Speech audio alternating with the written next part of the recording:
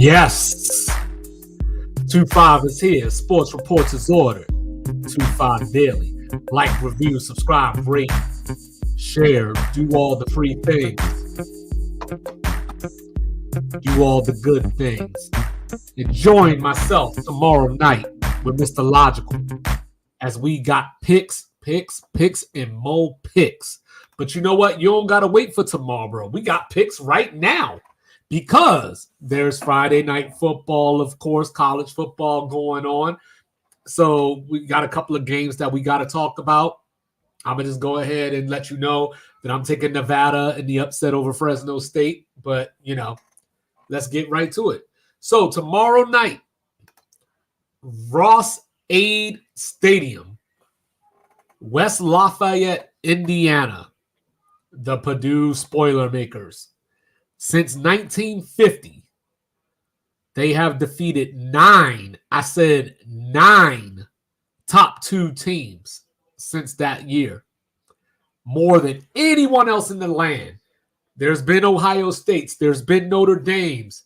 Most recently, Iowa back in 2021. So they got Oregon coming in. And speaking of Ohio State, fresh off the win against Ohio State, the controversy about the 12 men on the field. We found Evan Stewart finally, when he transferred in from Texas A&M. I thought that was going to be one of the players that put Oregon over the top. But up until last week against Ohio State, he hadn't really been a factor. 149 yards later, Oregon has another weapon. So they're going over into Ross-Ade.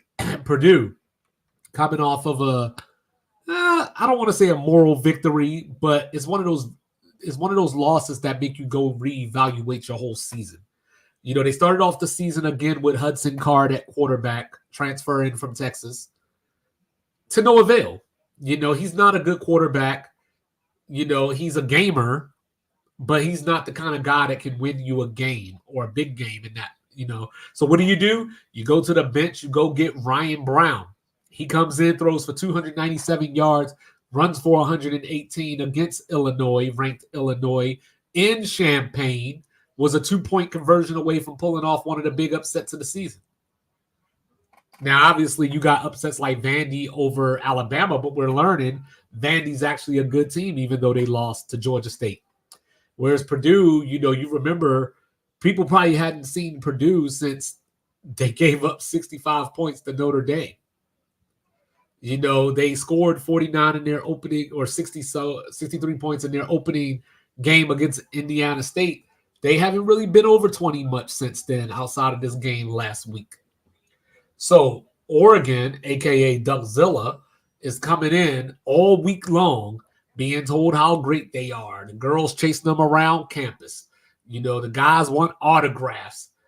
They're thinking about NIL. They're thinking about where they're going to be next year. They're thinking about the NFL. They're on cruise control because the Big Ten championship game is in sight, right? Not quite. You still got to go to Ann Arbor. You still got some opponents. You still got Washington, who Dan Lanning hasn't beat yet since he became the head coach of Oregon. But for the time being, just don't fall for the hangover. We know it all through sports. Teams win these big games. They beat a rival. They beat a team that they shouldn't have beat because, remember, Ohio State was the favorite in that game, even though it was at Autzen Stadium.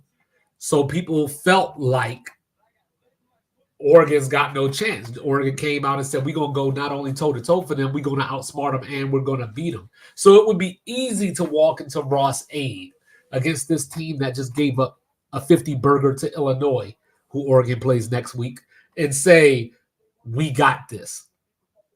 So for what it's worth, Oregon does have this. They're going to get off to a slow start. By the end of the first quarter, you might be looking at a 10-3 game.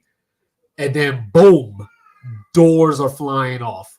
You know what I'm saying? So I don't know if they cover the 28.5 that I saw the spread at, but I think I like Oregon something along the lines of 41-17. So I think they get the win in Ross-Ade, prepare for the showdown with Illinois at home next week. And, of course, Illinois has their own navigation to do because they have the Wolverines coming in this weekend.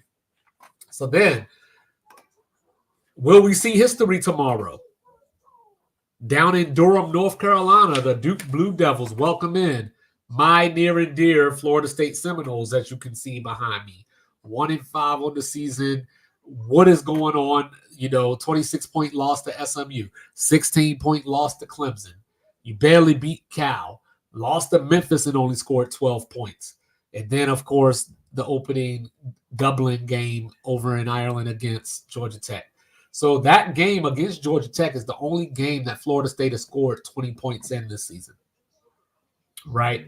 So is Florida State really going to F around out here and not get another win besides Charleston Southern this season? I don't know. So when I think about Duke, and you say, are we on the verge of history? What does that mean? That means that Duke has never beat Florida State at football. They've played 20 times, 22, depending on who you talk to, and Duke has a big fat donut. The closest game that these two teams have played was 2017. Florida State won that game 17-10, right? The average margin of victory, the average score in this series is Florida State 52, Duke 14. That's not happening tomorrow night, right? So they come in. Manny Diaz is their head coach, a guy that Florida State knows very well. He's a Florida State alum. He was the head coach at Miami, as you know. Florida State coming in with Brock Glenn coming off the bye week. Did you install an offense that he can run? Because, you go back to last year, he played the ACC title game. He played the later stages of the Florida game last year because they took out Rodemaker with a dirty play. So he had to come in and, he didn't play well.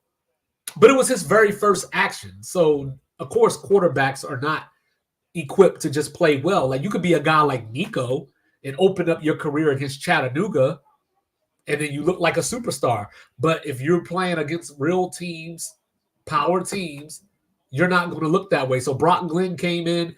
He had to play at the Swamp for his first action. And then he played in a title game, the ACC title game against Louisville. So coming into this year, everybody said, whoa, Brock Glenn, we saw what that looks like. It was 2 games. So you went out and got DJ Uyamale, who completed 57% of his passes at Oregon State, who basically lost his job at Clemson, and that was supposed to be the answer? Now, granted, a lot of us picked Florida State to win the ACC or at least get to the ACC title game, but that's because of the rest of the talent on the team, the defense, the Patrick Paytons, the Marvin Jones Jr.'s, so on and so forth, Cypress in the secondary. So when I look at this game, Malik Murphy comes in as quarterback for Duke, and Duke gets off to the slow starts. They had to come back from double digits down at Northwestern. They had to come back from 20 down against North Carolina. And we've seen North Carolina give up 70 points to James Madison. Duke is not a very good football team, regardless of what their record says. Now, I know they're coming off their first loss to Georgia Tech. So they're going to be trying to get right. Florida State's coming off a bye. They're trying to get right. So when I look at this, I think about last year's matchup. You got to throw it out the window to some degree, but Riley Leonard had Duke on the verge of winning in Tallahassee because Duke's defense, coached by Mike Elko at the time, was lighting fires under asses. Now, Manny Diaz may be an equivalent or better defensive coordinator than Elko is. We'll just have to find out. But like I said, Florida State knows him well. They know his strategy well since he coached at Miami. Malik Murphy can't do the things that Riley Leonard did. And while Florida State's defense is not as good as it was last year, the biggest problem that I have for this game is, can Florida State hold on to the ball? I've never seen one team drop so many passes in a 5 or 6 game set. Every time I blink, Florida State's dropping a pass. They're 133rd in the nation in rushing, averaging 2.2 yards per carry. Duke's offense hasn't been much better. It's been the defense carrying the day. So I expect a low-scoring game. And I guess I'm going to go out on a limb here. I'm going to go out on a limb, and I know I shouldn't do it, but I'm going to take Florida State straight up to cover. 3.5 was the last time I saw the spread. I'm going to take Florida State straight up 20-16. And then finally, Provo, Utah, BYU got it going on. Ratzlaff, Chase Roberts. They got the whole crew ready to win the Big 12. Well, you got the Cowboys coming in. Oklahoma State on a 3-game losing streak. Benching their quarterback. Ollie Gordon doesn't look anything like he looked last year. He doesn't even look like he deserves to be on a football field right now. Not even averaging 4 yards a carry coming off the Doak Campbell Award. Then you got Alan Bowman, who's probably my age. See all these grades, he's probably my age. Last year, with Ollie Gordon winning the Doak Campbell, going over 1,700 yards, 15 touchdowns and 4 interceptions. They've played 6 games this year, and he's thrown 8 interceptions already. So I say that to say he is who he is. You're going into Provo, Utah at night. I don't know if that's going to end well for you. I will give you a little respect because of Coach Mike Gundy, who, by the way, apparently got knocked out by some cattle this week.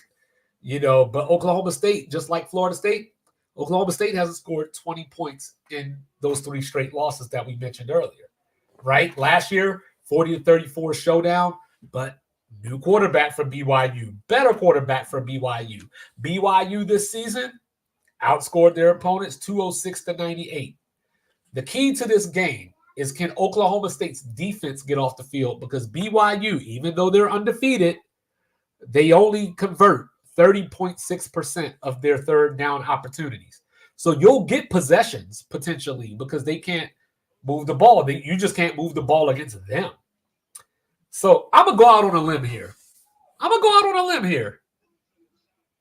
And I'm going to trust the Cowboy. I'm going to trust Mike Gundy. And I'm going to pick Oklahoma State to pull the upset. And I'm going to call it 28-20. So that's the recap. That's Nevada, that's Oklahoma State, that's Oregon, and that's Florida State. Purdue covering, Nevada covering and winning straight up, Oklahoma State covering the 9.5, and then Florida State covering the 3.5. So, join us tomorrow. Like I said, myself and Mr. Logical, NFL picks, college picks, getting ready for the weekend. Like, review, subscribe, rate, share, do all the free things. Do all the good things. Peace.